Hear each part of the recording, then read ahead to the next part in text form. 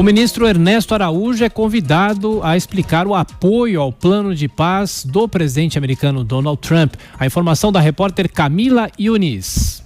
O Senado vai convidar o ministro Ernesto Araújo para explicar o apoio do Brasil ao plano de Donald Trump para Israel e Palestina.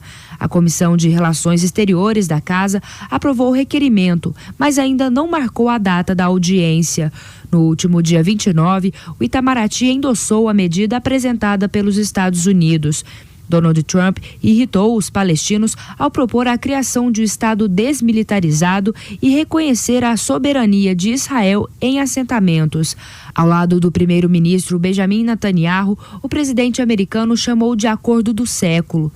Nesta quinta-feira, o senador Esperidião Amin, do Partido Progressista de Santa Catarina, sugeriu a convocação de Ernesto Araújo e justificou. Eu acho que nós temos que procurar a paz, e a paz não pode ser ignorar a história do Brasil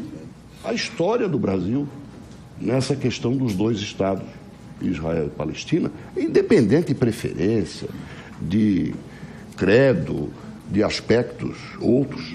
Então, convidar o ministro para explicar essa mudança da posição do Brasil não significa contestar. Agora, ignorar isso, creio, seria uma irresponsabilidade. É o que eu apresento, senhor presidente, para fundamentar o meu requerimento. Esperidião Amin afirma que o ministro também poderá explicar o plano de transferir a embaixada de Israel, hoje em Tel Aviv, para Jerusalém.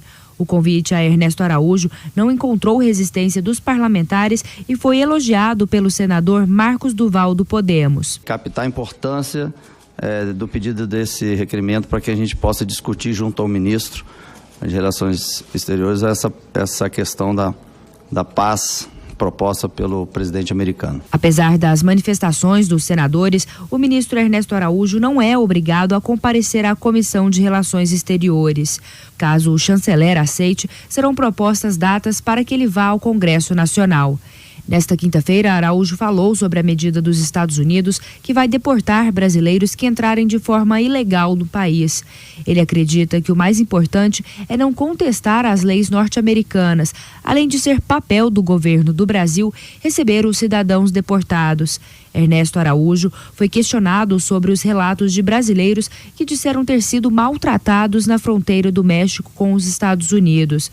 O chanceler respondeu dizendo imaginar que as condições de uma imigração ilegal são difíceis, mas reiterou que o papel dele é garantir dentro da Constituição dos dois países que brasileiros não sejam discriminados.